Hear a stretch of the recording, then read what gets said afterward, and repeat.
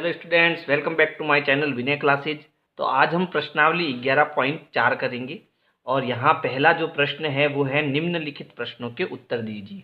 यानी यहाँ मुझे इन प्रश्नों के उत्तर देने हैं। इसमें भी ए जो प्रश्न है वो है सरिता की वर्तमान आयु वाई वर्ष मान लीजिए। यानी जो सरिता की आयु है हमें क्या करना है, यहाँ जो सरिता दी हुई है सरिता उसकी जो आयु है वर्तमान आयु है ना, वो हमें क्या माननी है, वाई वर्ष माननी है। जैसे मान लो आपकी आयु 10 वर्ष है ना, या 11 वर्ष है या 12 वर्ष है। इसी प्रकार सरिता की जो आयु हमें माननी है वो क्या माननी है, वाई वर्ष माननी है। और इन प्रश्नों के उत्तर देने हैं। तो अगर आपने वीडियो को लाइक नहीं किया है तो लाइक करो, दोस्तों को शेयर नहीं किया है तो शेयर करो, है ना। और मैं आपको बार बार कह रहा हूँ कि मैंने प्रश्नावली 1 से लगाकर 10 तक कंप्लीट बना ली है और वो सारी वीडियो जो है मैंने प्लेलिस्ट में डाल दी है। तो आप प्लेलिस्ट में जाओ और वहाँ जाकर सारी वीडियो आराम से देखो। अब हम प्रश्न 1 का उत्तर करते हैं। देखो प्रश्न है, आज से 5 वर्ष बाद उसकी आयु क्या होगी। तो देखो अभी उसकी आयु कितनी है, वाई वर्ष। तो 5 साल बाद उसकी आयु कितनी होगी, है ना। तो यानी कि अभी वाई वर्ष है और 5 साल बाद यानी हम इसमें 5 जोड़ देंगे तो उसके बाद की आयु आ जाएगी वाई प्लस 5 वर्ष। ये उसकी आयु हो जाएगी, है ना। 5 साल बाद उसकी आयु क्या हो जाएगी, वाई प्लस 5 वर्ष हो जाएगी। जैसे मान लो आपकी आयु 10 वर्ष है ना, तो 5 साल बाद कितनी होगी, तो 10 + 5 = 15 वर्ष, है ना। समझ में आया। इसी प्रकार इसकी 5 साल बाद आयु क्या होगी, वाई प्लस 5 वर्ष। दूसरा देखो क्या है, 3 वर्ष पहले उसकी आयु क्या थी। यानी 3 वर्ष पहले क्या थी। जैसे देखो अभी आपकी आयु कितनी है, 10 वर्ष है। तो 10 वर्ष से पहले 3 वर्ष पहले की आयु कितनी है बताओ। तो आप कहोगे सर 7 वर्ष, है ना। पहले की आयु बतानी है तो आपने क्या करा, 10 में से 3 को घटा दिया। इसी प्रकार अब मुझे सरिता की 3 वर्ष पूर्व की जो आयु है वो निकालनी है। 3 वर्ष पहले की आयु निकालनी है ना। तो वो क्या होगी, वाई - 3 वर्ष हो जाएगी। तो ये हमारा उत्तर हो जाएगा। अगला प्रश्न देखो क्या है, तीसरा, सरिता के दादाजी की आयु उसकी आयु की 6 गुनी है। उसके दादाजी की आयु क्या होगी। तो देखो जब गुनी शब्द आता है ना तो हम उसको 6 से गुणा करते हैं। यानी सरिता की आयु कितनी है, वाई है। तो उसके दादाजी की आयु क्या होगी कि भाई उसके दादाजी है उससे 6 गुने ज़्यादा है। तो हम क्या करेंगे, 6 का वाई से गुणा करा देंगे। तो 6 × वाई वर्ष जो है उसके दादाजी की आयु होगी। ठीक है। फिर अगला देखो, उसकी दादाजी से 2 वर्ष छोटी है। तो दादी जी की आयु क्या होगी। देखो दादाजी की आयु क्या है, पहले ये समझो। दादाजी की आयु हमने क्या निकाली, तो दादाजी जो है वो कितने वर्ष के हैं, 6 वाई वर्ष के हैं, है ना। 6 गुणा वाई का मतलब 6 वाई। गुणे का निशान हम नहीं लगाते हैं या लगा भी सकते हैं, तो नहीं लगाएंगे तो थोड़ा ठीक रहेगा। तो 6 × वाई वर्ष, ये किसकी आयु है, दादाजी की आयु है। अब दादी जी की आयु क्या होगी, देखना दादी जी की आयु के जो दादाजी की आयु है उससे 2 साल छोटी है, 2 वर्ष छोटी है ना। तो यानी कि 6 वाई में से हम कितना घटा देते हैं, 2 घटा देते हैं। तो इतनी वर्ष आयु किसकी हो जाएगी, दादी जी की हो जाएगी। अगला देखो, सरिता के पिता की आयु सरिता की आयु के 3 गुने से 5 वर्ष अधिक है। तो उसके पिता की आयु क्या है। ठीक है। तो देखो उसके पिता की आयु जो है वो सरिता की आयु से 3 गुना ज़्यादा, यानी 3 से वाई का गुणा करना है, 3 × वाई, 3 गुना ज़्यादा है। और इसके गुने से भी 5 साल और अधिक है। तो +5 हमें यहाँ पर करना पड़ेगा और ये इसका उत्तर हो जाएगा। अब यहाँ हमें याद क्या रखना है, हमें यहाँ याद रखना है कि जब अधिक शब्द आए, ठीक है, क्या शब्द आए, अधिक शब्द आए, तो उसमें हमें चर में क्या करना है, प्लस करना है। जो भी संख्या दी हुई है उसको हमें जोड़ना है, ठीक है, यानी प्लस करना है। जैसे सरिता की आयु पूर्व की आयु, यहाँ अधिक शब्द आए तो प्लस लगाना है। बाद आए, क्या आए, बाद आए, ठीक है, तो भी आपको प्लस लगाना है। पहले आए तो क्या लगाना है, पहले आए तो माइनस लगाना है। या कम अगर शब्द आए तो अभी आपको माइनस का प्रयोग करना है। गुणे का प्रयोग कब करना है, जब आपको गुनी शब्द लिखा हुआ आए, गुनी, कितनी गुनी, है ना, तब आपको गुणा लगाना है ना। तो ये छोटी छोटी चीज़ें आपको याद रखनी है। वहाँ y+5 क्यों किया, क्योंकि यहाँ बाद की आयु पूछी, ठीक है। यहाँ माइनस क्यों लगाया 3, क्योंकि यहाँ पहले की आयु पूछा गया है। फिर यहाँ y को 6 से गुणा क्या क्यों किया, तो यहाँ पर 6 गुनी है ना, गुनी शब्द आया है। फिर 6 गुनी से 2 वर्ष छोटी, छोटी यानी कम, कम है ना, छोटी मतलब कम होता है, और कम में हम किसका प्रयोग करते हैं, माइनस का, इसलिए यहाँ हमने माइनस का निशान लगाया। इसी प्रकार यहाँ अधिक के लिए 5 + 5 हमने जोड़ा है, ठीक है। अगला प्रश्न देखते हैं क्या है। अब है बी में है एक आयताकार हॉल की लंबाई उसकी चौड़ाई के तिगुने से 4 मीटर कम है। यदि चौड़ाई b मीटर है तो लंबाई क्या है ना। अब हम जानते हैं कि जो आयत होता है उसमें एक लंबाई होती है और एक क्या होती है, चौड़ाई होती है। आमने सामने की भुजा क्या होती है, बराबर होती है। तो अब मुझे यहाँ पर चौड़ाई को क्या मानना है, b मीटर मानना है। ये हमारी चौड़ाई है और हमें इसको क्या मानना है, b मानना है। और इसकी जो लंबाई है यानी l जो है लंबाई, वो क्या है, यहाँ पर हमें दिया हुआ है कि जो लंबाई है वो उसकी चौड़ाई के तिगुने यानी 3 गुने से 4 मीटर कम है। तिगुने, तिगुने का मतलब 3 से गुणा, 3 से गुणा, ठीक है। तो तिगुने से कितने मीटर कम, 4 मीटर कम है। किससे, चौड़ाई से, यानी चौड़ाई के तिगुने से। चौड़ाई क्या है, b, ठीक है। और इसको किससे गुणा करना, 3 से, तो मैं यहाँ 3 आगे गुणा कर देता हूँ। इसको 3 से गुणा करना है, फिर कितनी कम है, 4 मीटर कम है, और उसमें से क्या घटाना है, 4 को घटाना है, और ये सब किस में है, मीटर में है। तो ये हमारे पास क्या निकल के आ जाएगी, लंबाई निकल के आ जाएगी। लंबाई क्या आएगी, 3b-4 आ जाएगी, है ना। अब इसको करना कैसे है, तो ये देखो यहाँ पर देखो, यदि आयत की जो चौड़ाई है, चौड़ाई बराबर b मीटर है, तो आयत की जो लंबाई है वो क्या होगी, लंबाई बराबर चौड़ाई की तिगुनी यानी 3 का b से गुणा, और कितनी कम, 4 मीटर कम। तो ये हमारे पास क्या आ जाएगी, आयत की लंबाई आ जाएगी 3 × b-4 मीटर। ये हमारा क्या हो जाएगा, उत्तर हो जाएगा। अगला देखो सी है, एक आयताकार बॉक्स की ऊंचाई 7 सेंटीमीटर है। तो हमें ऊंचाई यहाँ पर दी हुई है और वो कितनी है, 7 सेंटीमीटर। तो हम लिख देते हैं जो हमें दिया हुआ है। तो बॉक्स की ऊंचाई हमें दी है बराबर 7 सेंटीमीटर। इसकी लंबाई यानी जो बॉक्स है उसकी लंबाई ऊंचाई की 5 गुनी है और चौड़ाई लंबाई से 10 सेंटीमीटर कम है। तो बॉक्स की लंबाई और चौड़ाई को ऊंचाई के पदों में व्यक्त कीजिए। यानी इसको हमें ऊंचाई के पदों में क्या करना है, व्यक्त करना है। यहाँ 7 नहीं है, यहाँ पर मेरे ख्याल से h होगा। क्या होगा, h, यहाँ h होगा, ठीक है। तो हमें बॉक्स की जो ऊंचाई है उसको क्या मानना है, उसको हमें यहाँ h सेंटीमीटर मानना है। तो इस बॉक्स की लंबाई क्या होगी, बॉक्स की जो लंबाई है वो क्या होगी, देखो ऊंचाई में इसको हमें लिखना है ना, ऊंचाई के पदों में। तो उसकी लंबाई ऊंचाई की 5 गुनी है। यानी जो ऊंचाई हमने क्या मानी, h, उसकी कितनी गुनी, 5 गुनी, यानी h को 5 से गुणा कराना।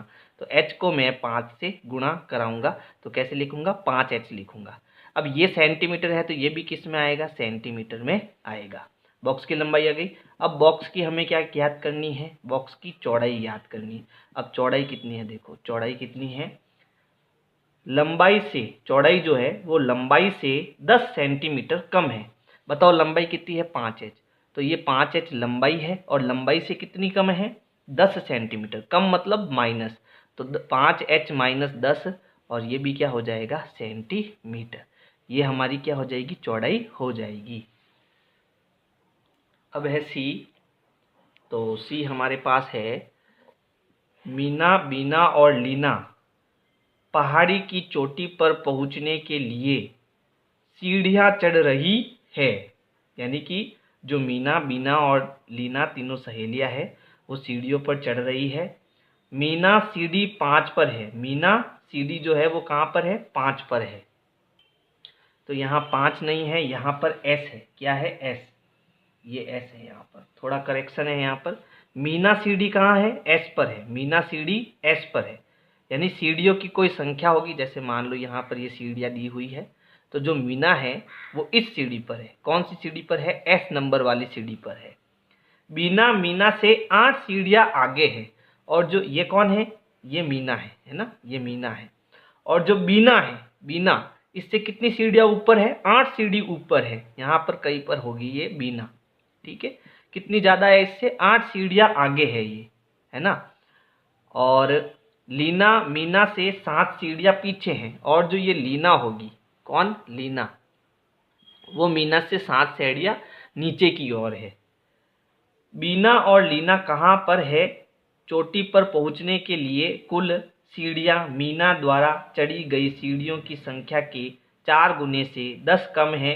तो सीढ़ियों की कुल संख्या को S के पदों में व्यक्त कीजिए। अब इसको करना कैसे है? तो पहले हम जो है इन सभी को मीना किस सीढ़ी पर है तो ये लिख देते हैं। मीना, मीना किस सीढ़ी पर है? तो मीना S पर है ना? मीना S सीढ़ी पर है, ऐसा लिख दो। मीना S सीढ़ी पर है। अच्छा, तो मीना अगर S सीढ़ी पर है तो बताओ बीना कहाँ है? तो जो बीना है, ठीक है, इसने इससे कितनी सीढ़ी आगे जा रही है ऊपर की ओर? 8 ज़्यादा जा रही है। तो ज़्यादा मतलब प्लस, प्लस मतलब जोड़ना, है ना? तो बीना S प्लस 8 सीढ़ी पर है, यही होगा। अच्छा, और लीना, लीना जो है इससे कितनी नीचे की ओर है? 7 सीढ़ी नीचे की ओर है। तो लीना कहाँ है?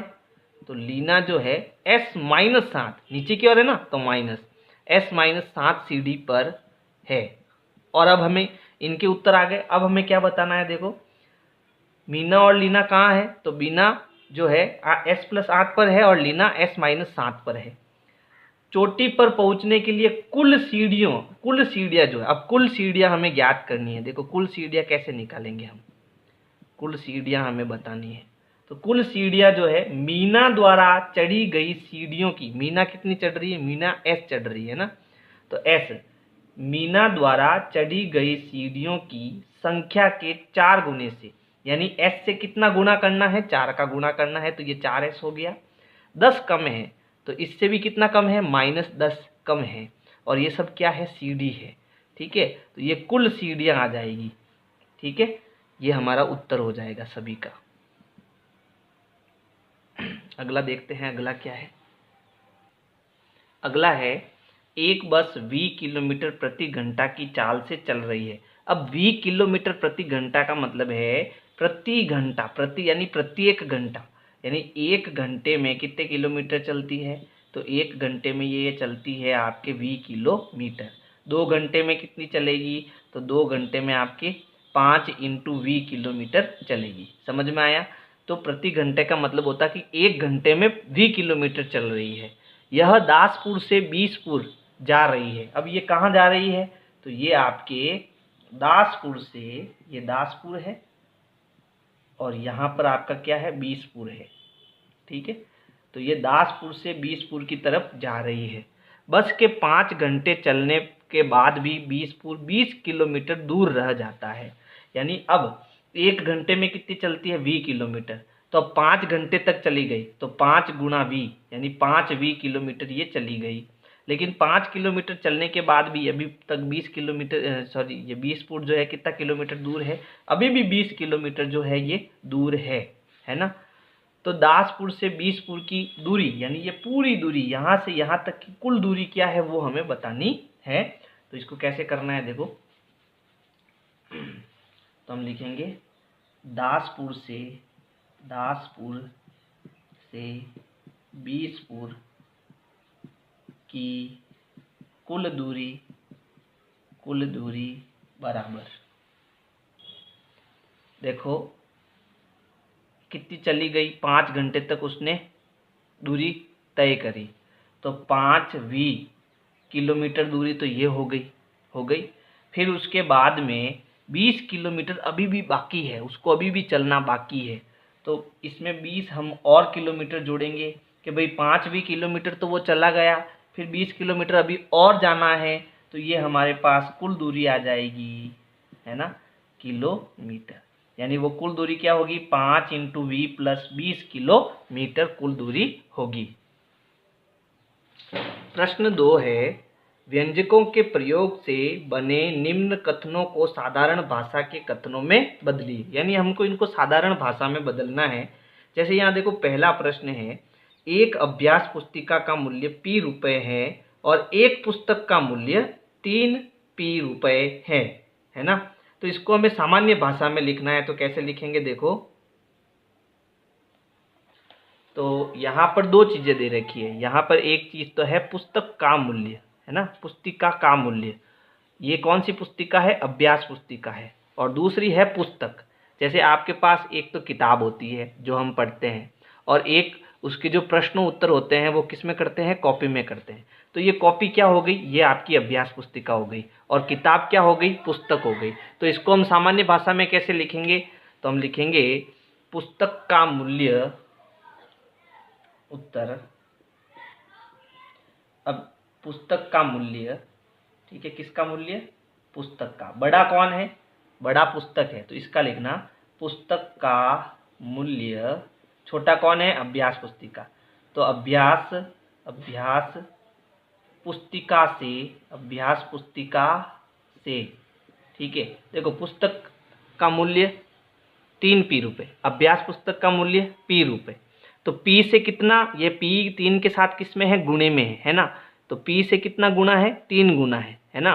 तो यहाँ लिखना पुस्तक का मूल्य अभ्यास पुस्तिका से 3 गुना है, ठीक है। कितना गुना है, 3 गुना है।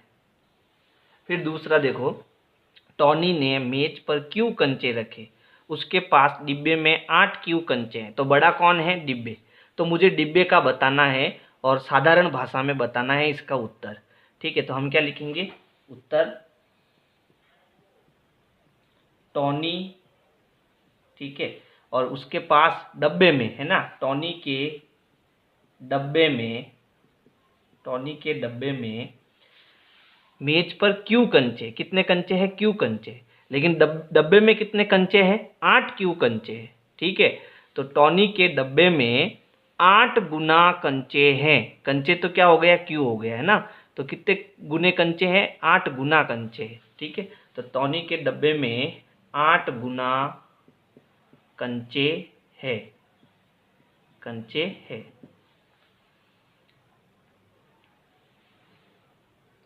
या इसको हम ऐसे भी लिख सकते हैं, टॉनी के पास या टॉनी के डब्बे में मेज पर रखे कंचे से, मेज पर रखे कंचे से 8 गुना कंचे हैं, 8 गुना कंचे हैं। ऐसा हम इसको लिख सकते हैं। अगला है, हमारी कक्षा में n विद्यार्थी है और स्कूल में 20 n विद्यार्थी है। तो भाई बड़ा कौन है, बड़ा आपका कौन है, स्कूल में कुल विद्यार्थी है, और हमारी कक्षा में कितने हैं, n विद्यार्थी। तो इसको हमें कैसे लिखना, स्कूल में कुल विद्यार्थी कक्षा में कुल विद्यार्थी से 20 गुना है, ठीक है। कैसे लिखेंगे, स्कूल में विद्यार्थी कक्षा के विद्यार्थियों से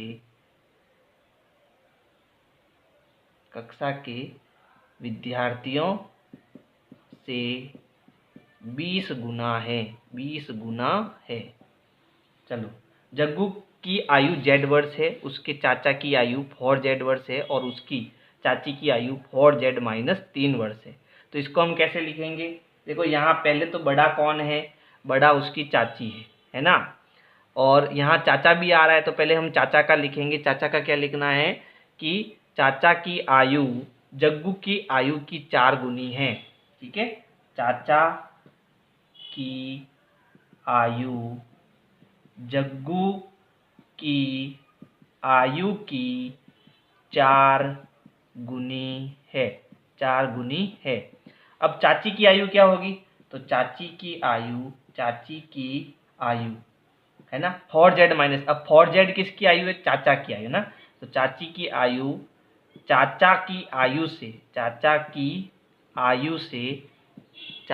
आयु से कितनी कम है, 3 कम है ना, चाचा की आयु से 3 वर्ष कम है।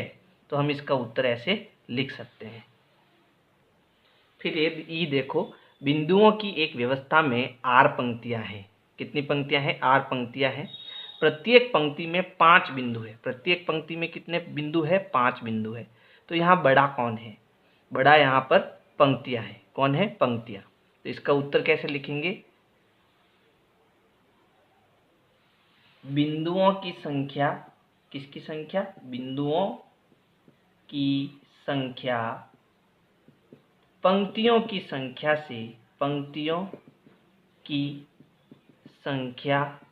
से 5 गुनी है, 5 गुनी है। ये इसका उत्तर हो जाएगा।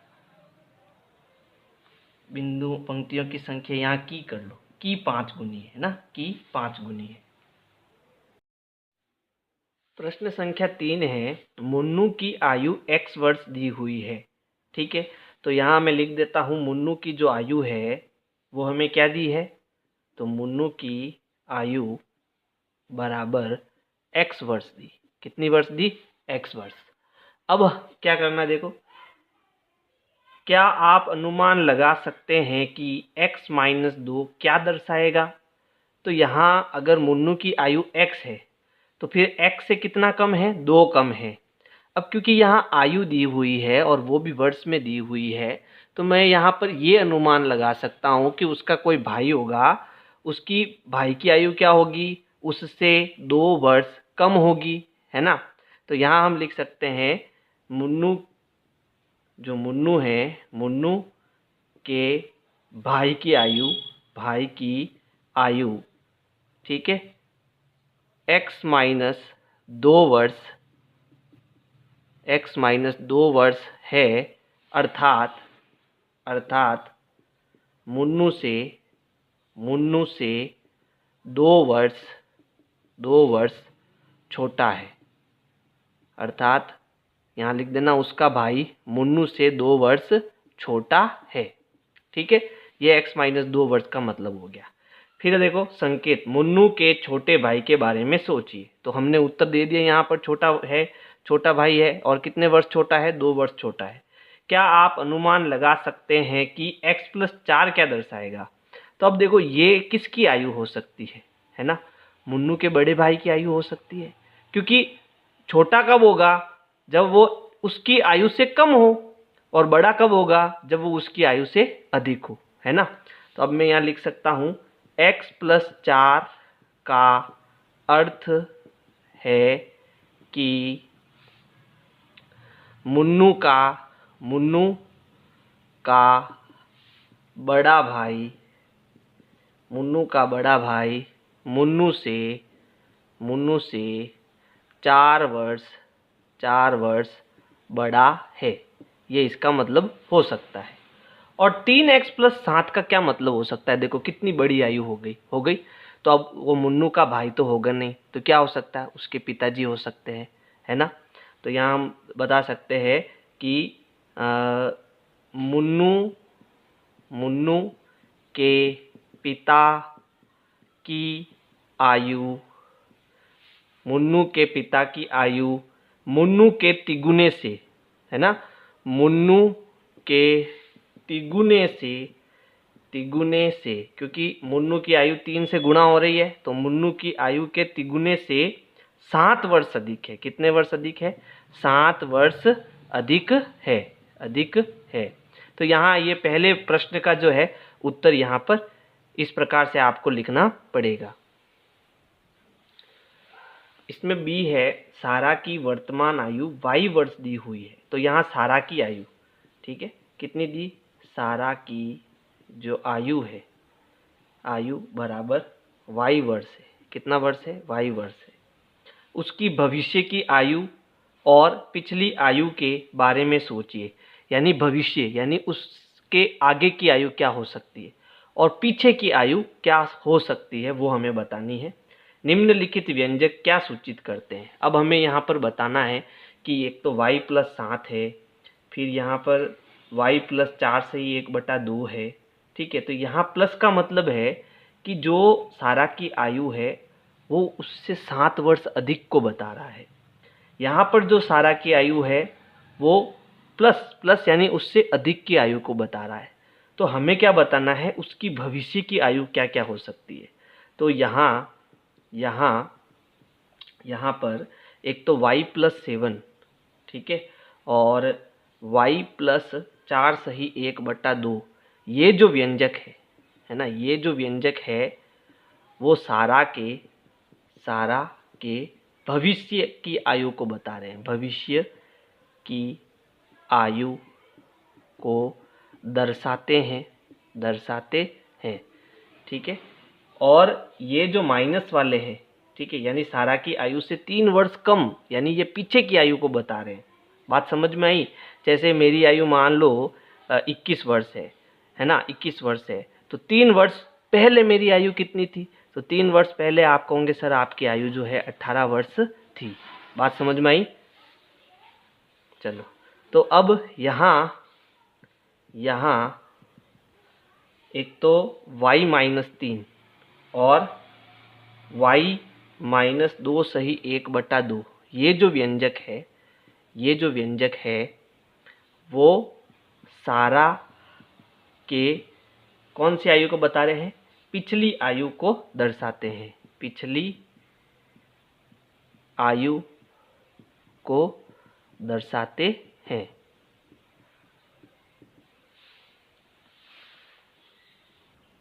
अब है सी क्या है, देखो दिया हुआ है कि एक कक्षा में n विद्यार्थी फुटबॉल खेलना पसंद करते हैं। 2n क्या दर्शाएगा, n/2 क्या दर्शा सकता है। अब यहाँ संकेत दिया है फुटबॉल के अतिरिक्त अन्य खेलों के बारे में सोचिए। तो देखो n किसको बता रहा है, फुटबॉल का, है ना। और फुटबॉल में भी कितने खिलाड़ी होते हैं, ज़्यादा खिलाड़ी होते हैं, लगभग आपके 10 के आसपास होते हैं ना। और यहाँ 2n क्या दर्शाता है, 2n यानी कि फुटबॉल की संख्या से भी अधिक संख्या वाले किस में होते हैं। तो अधिक संख्या के जो खेल है उसमें देखो क्रिकेट में 11 खिलाड़ी तो बॉल इसमें फील्डिंग में होते हैं और 11 खिलाड़ी बैट्समैन के होते हैं ना, बैटिंग करने वाले होते हैं। तो 2n जो है हम इसमें दर्शा सकते हैं कि जो 2n व्यंजक है वो क्रिकेट के खेल को पसंद करते हैं। और क्योंकि हमें कौन किसको पसंद करता है वो बताना है, तो 2n व्यंजक क्रिकेट के खेल को पसंद करते हैं। और n/2 यानी देखो n/2 का मतलब जो फुटबॉल होंगे, फुटबॉल खेलने वाले जो लोग उनको पसंद करने वाले होंगे उनका भी आधा, ठीक है। तो इसके लिए हम बैडमिंटन ले सकते हैं, है ना। तो n/2 व्यंजक